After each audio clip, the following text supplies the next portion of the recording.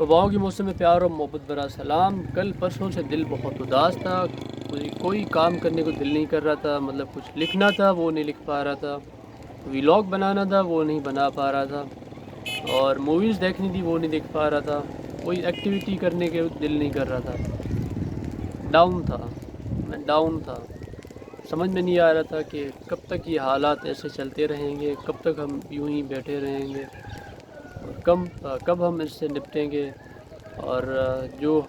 हमारी आवाम है उसकी हालत देख रहा था कि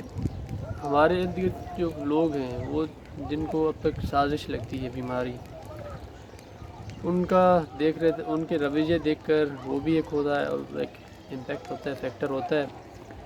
और दूसरे जो शहर में नमूने जो फेडरल मिनिस्टर्स देख रहा था, कराची में आकर बयानबाजियाँ कर रहे थे, और कुछ इस्लामाबाद से बैठकर हुल्लड़बाजियाँ करते हैं। प्रेस कॉन्फ्रेंस नहीं होती, हुल्लड़बाजी होती है। मस्खरों की हुकूमत है भाई, कुछ भी कर लें, उनसे कुछ तवक्का नहीं कर सकते। एक से बढ़कर एक नमूना है, और सहाफ़त में भी एक से बढ़कर एक नमूने बैठे हुए हैं जो सहाफ़ी कम पार्टी तर्जुमान ज़्यादा लगते हैं पार्टियों के। साबिर शाकिर, इरशाद भट्टी इंसाफ और तहरीक इंसाफ के जैसे शायद जुड़ जाता है, और मुबशर लुकमान जैसे माया नाज एंकर, और डॉक्टर शाहिद मसूद जैसे लगता है कि दुनिया अब ख़त्म, हुकूमत अब गई, ये हो गया वो हो गया। एक से बढ़कर एक नमूना है। जब आप टीवी खोलें ये आ जाते हैं नमूने। अगर आप न्यूज़ को फॉलो करने वाले हैं तो आपके लिए अज़ाब का बहुत ज़्यादा होता है कि आप इनको देखें और फिर इनकी बातों को डाइजेस्ट भी करें। एक ज़माने में होता था, आमिर लियाकत साहब होते थे, अब अल्लाह के फजल व करम से टीवी पर बहुत कम कमाते हैं। खुदा करे ऑब्जेक्टिव जर्नलिज़म की बात करने वाले इरशाद इंसाफ भट्टी साहब कभी अच्छी बात कर लें, कभी साबिर शाकिर साहब जो वो भी अच्छी बात कर लें, कभी सहाफ़ी बन कर बात कर लें। बस अल्लाह करे हो ही जाए इस पाकिस्तान में। और इन नमूनों को देखकर जो नौजवान नस्ल है जिनको सहाफ़त का शौक़ होगा वो क्या सीखेंगे इनसे। ये बायसनेस, इतना तासुब पर मबनी इनके तज्ज़िये होते हैं, इतना बुग़्ज़ होता है दिल में भरा हुआ, और अल्फाज का खेल होता है, सिर्फ अल्फाज का चुनाव होता है इनका। वो एक पता नहीं क्या, अब इनको बंदा क्या कहे। इनको बिठा देते हैं सीनियर तज्ज़िया कार, सीनियर एंकर, और क्या क्या इनके टाइटल होते हैं। ना सुनने वाले को शर्म आती है, और ना उनको बुलाने वाले होते हैं। सुनने वाले जो स्पेशली जो हम जैसे होते हैं, जो मजबूरी के मारे इनको देखना पड़ता है कि अब सुधरे हैं कि नहीं सुधरे। आम आवाम की बात नहीं कर रहा, जो जिनको पता है थोड़ा बहुत, मीडिया जिन्होंने पढ़ा हुआ है, मैं उनको जहन में रखते हुए, और स्पेशली जो जर्नलिज़म जिन्होंने पढ़ा हुआ है। मीडिया तो बहुत वास्ट फील्ड है, जर्नलिज़म जिन्होंने पढ़ा हुआ है, ऐसे नमूनों को देखकर आपका दिल करता होगा, जलता होगा कि ये नमूने कल ये आ जाएंगे, और इनकी कोई बुक्स आएंगी, फिर ये नमूनों के फिर कॉलम होंगे जो छपेंगे, फिर इनको पढ़ाया जाएगा कि ये बड़े माया नाज सहाफ़ी थे, बड़े मुफक्किर थे, बड़े दानिश्वर थे अपने वक्त के। ये इनके नमूनों की मिसालें दी जाएंगी। भाई इनको देखकर दिल उदास हो जाता है, मायूस हो जाता है कि ये वक्त के सहाफ़ी हैं और इनकी ये सहाफ़त है। और अच्छे सहाफ़ी भी हैं, ऐसा नहीं कि बुरे नहीं, अच्छे सहाफ़ी भी हैं, अच्छे तज्ज़िया निगार भी हैं जो सही मायनों में तबसरे करते हैं। खैर आपसे गुजारिश ये है कि आप ना ही देखें तो अच्छा है। ये सिर्फ नफ़रत पैदा करते हैं, इनके अल्फाज जहरीले होते हैं, उनके अदा करने का अंदाज़ जो होता है वो चुभ रहा होता है दिल को। कोई अच्छा काम भी कर रहा हो तो ये सिर्फ बुग़्ज़ में आकर उसको बुरा भला कह देते हैं। इनसे अच्छा है कि आप कोई अच्छी मूवीज़ देखें। तो अच्छी मूवीज़ से याद आया कि मैंने इस मायूसी के मौसम में एक अच्छी मूवी, जो मैं डाउन था तो मैंने देखी कि ज़िंदगी कैसे जी जाती है, और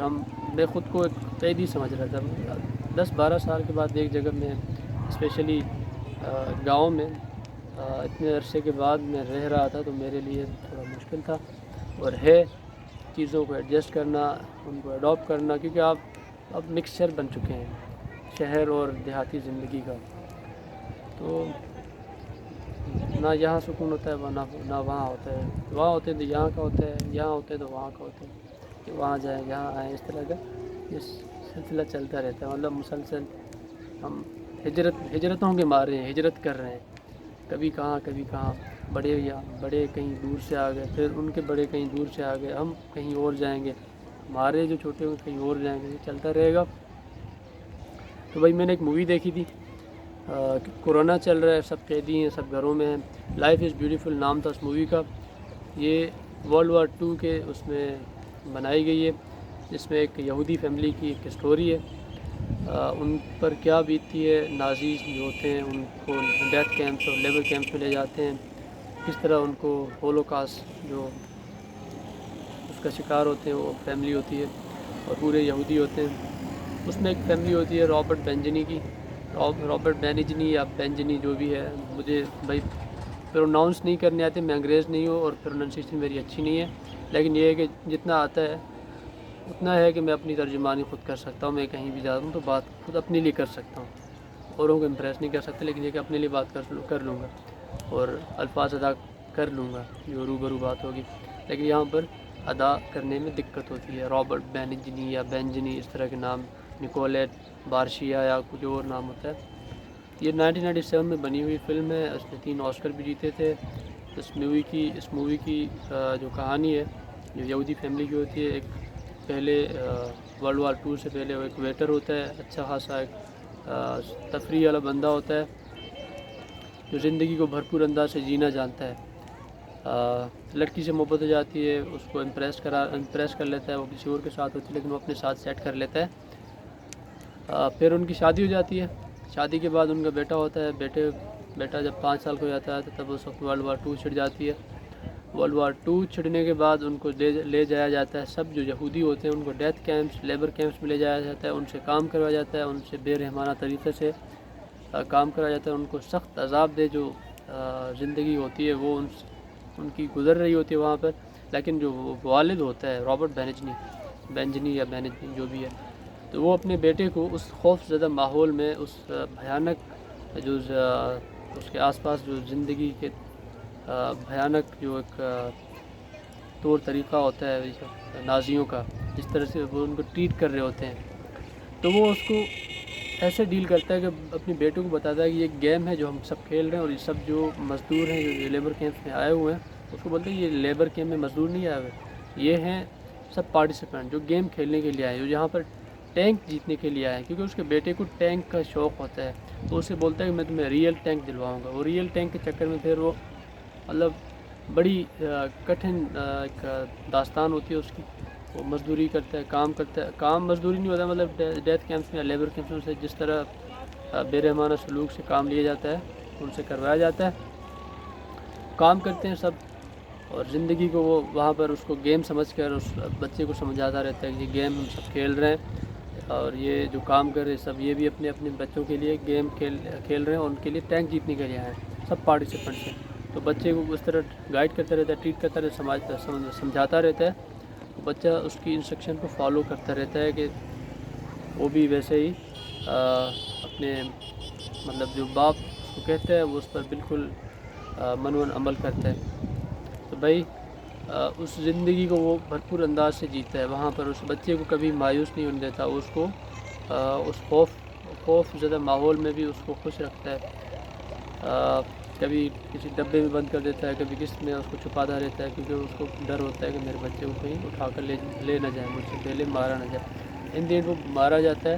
لیکن یہ ہے کہ جب اس بچے کو آخر میں ٹینک مل جاتا ہے، وہ ایک انگلینڈ کا سپاہی ہوتا ہے، انگلینڈ یا کوئی اور برٹش سپاہی ہوتا ہے یا کوئی اور ہوتا ہے جو اس کو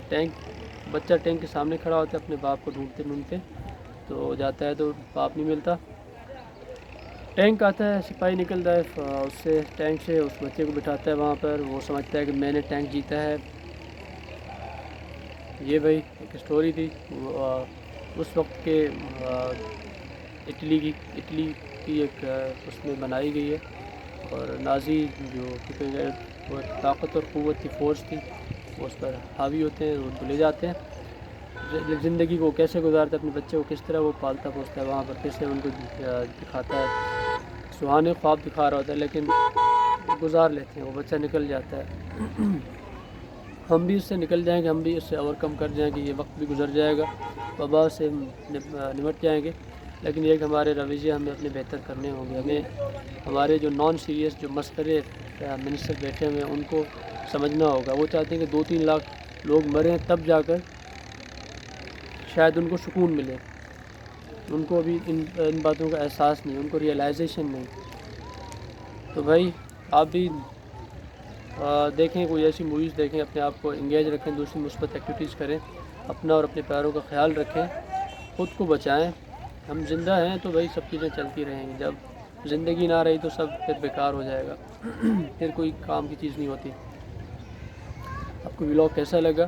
اپنا فیڈ بیک ضرور دیں، کیونکہ آپ کا فیڈ بیک میرے لیے ویلیویبل ہے، کیونکہ میں اس سے سمجھتا ہوں کہ میں ان چیزوں کو مزید کیسے بہتر بنا سکتا ہوں. اگر چینل سبسکرائب نہیں کیا تو کر دیں. اپنا اور اپنے پیاروں کا خیال رکھیے گا. اللہ حافظ.